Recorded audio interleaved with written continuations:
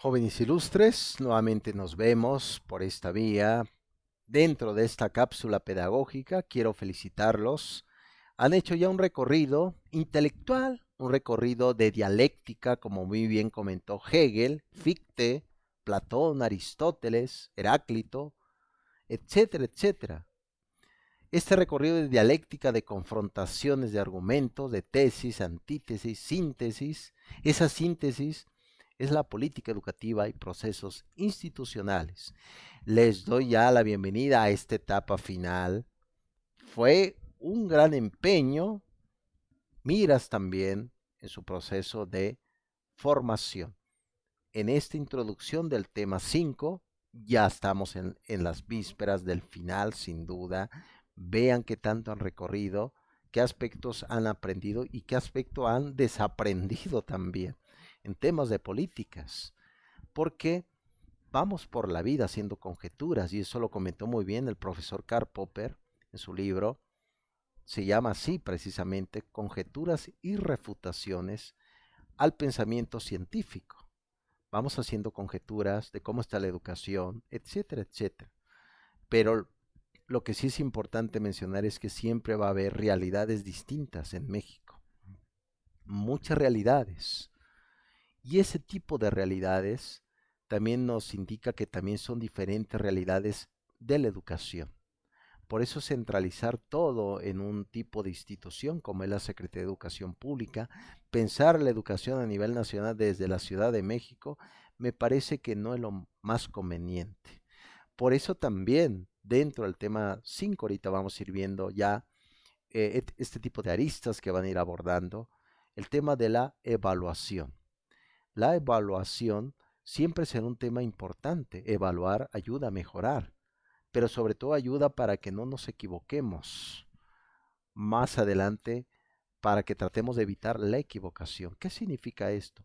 Para hablar de ese tema de la evaluación, voy a remontar a un libro que se llama Teoría y Diseño Curricular, de la profesora Marta Casarini Rato, de la editorial Trillas. Habla de tres momentos de la evaluación. Una evaluación diagnóstica, que la necesitamos, déjeme decirles. En este siglo XXI la necesitamos. ¿Cómo están los docentes en la pandemia? ¿Cómo están los jóvenes, los directivos, las instituciones? ¿Cómo están las escuelas públicas ahora que se regresó? Está lleno de montes, no hay servicio de agua. Todo eso también es importante entenderla desde el punto de vista de la política. Siempre es importante sacar normas, aspectos jurídicos, revisiones, generalidades para poder entender este punto de vista. Vean, es importante, por supuesto que sí. Diagnóstica. Segundo punto de la evaluación. Formativa. No se trata solamente de hacer, como muy bien lo comenta el profesor Ángel Díaz Barriga, calificar no es lo mismo que evaluar. La calificación es segmentada, segmenta el aula de clase. Tú tienes 5, tú tienes 10. Vean, en algún momento nos ha tocado. El propio aula de clase está segmentada. Ustedes son los mejores, ustedes no están tan bien. Segmenta y divide un salón de clases. Pero una evaluación formativa, sacas esta calificación, pero te voy a dar las razones de por qué. Esas dar razones, eso va de la mano precisamente con el tema número 5, la importancia de la evaluación. Y al final también tenemos la evaluación sumativa, la evaluación sobre todo lo que hemos acumulado, pero también es importante reformular nuevas ideas. Por lo tanto, ya en el tema número 5 se va a tratar las siguientes aristas, que dice lo siguiente: política y sistema de evaluación educativa en México. Recuerden que, como les había platicado, el Sistema Nacional de Evaluación, creada a partir del 2002, desapareció en el 2019.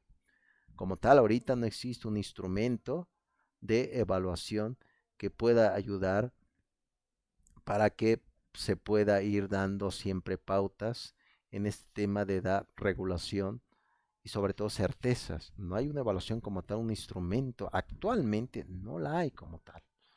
La necesitamos, por supuesto que sí, ¿no? Entonces, eso es importante que no se pierda de vista, porque la evaluación tiene esos tres momentos: diagnóstica, formativa y sumativa. Lo comentó muy bien la profesora Marta Casarini Rato. Muy bien, siguiente punto que es importante, lo vayan considerando: los planteamientos y su puesta en escena. Cuando hablamos de planteamientos, hablamos sobre el punto de vista de la pedagogía, de corrientes pedagógicas. ¿Cómo vamos a enseñar y qué y en qué momento serán ese tipo de etapas de del propio aprendizaje? ¿Será constructivista? ¿Será cognitivista? ¿Será un poco social como el propio Lev Vygotsky? ¿Será un poco, se podría decir, conductista como Pavlov, Skinner?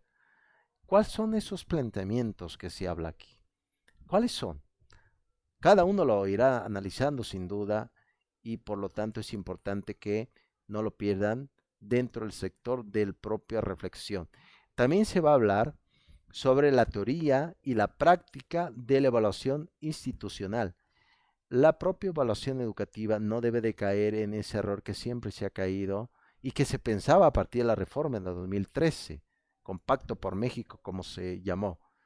La evaluación no debe de ser punitiva, es decir, te voy a evaluar no para castigarte, sino para que mejores. Dígame si no es importante saber si yo estoy invirtiendo en un negocio y quiero saber si realmente tengo ganancias o no. ¿Qué voy a hacer? Pues voy a averiguarlo. Esa es una evaluación. Es importante averiguar cómo estamos parados, hacia dónde queremos ir, si realmente el trabajo que estamos haciendo es de lo mejor posible o no. Ustedes me dirán, es un tema interesantísimo, como les comenté. Si alguien puede comprar el libro de Hugo Aboites, La medida de una nación, adelante, es un pedazo de libro, porque analiza desde el propio Miguel de la Madrid hasta Enrique Peña Nieto el tema de la evaluación en México. También se va a ir retomando lo que es las formas de difusión y uso de la evaluación educativa. ¿Cómo estamos dando a conocer la evaluación? ¿Pasando a todos los alumnos en pandemia? La educación básica hasta secundaria, nadie debe de reprobar. ¿Por qué?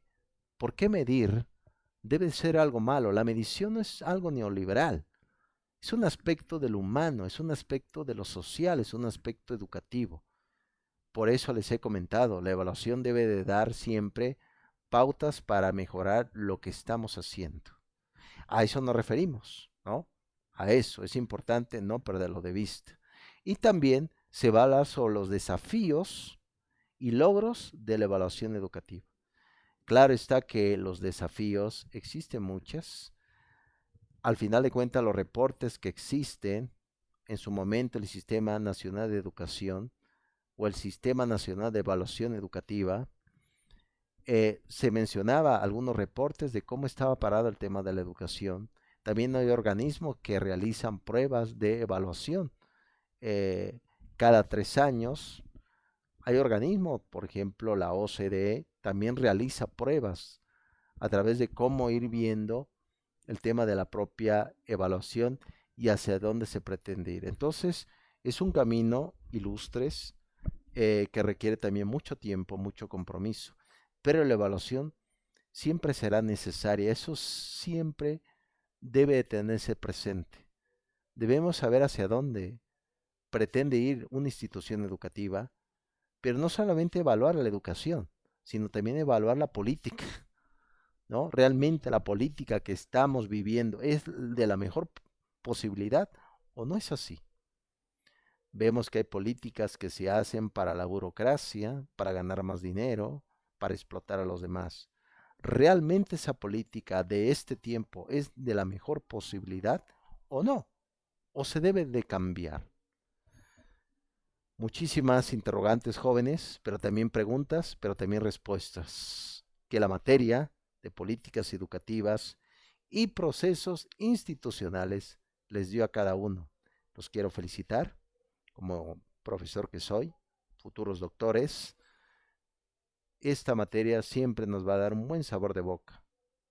para comprender qué es nuestro tiempo y qué no debemos de hacer en un futuro como futuros profesionistas y ya profesionistas en educación. Me dio mucho gusto haber compartido las ideas en estas cápsulas pedagógicas. Les deseo muchísimo éxito y hasta pronto.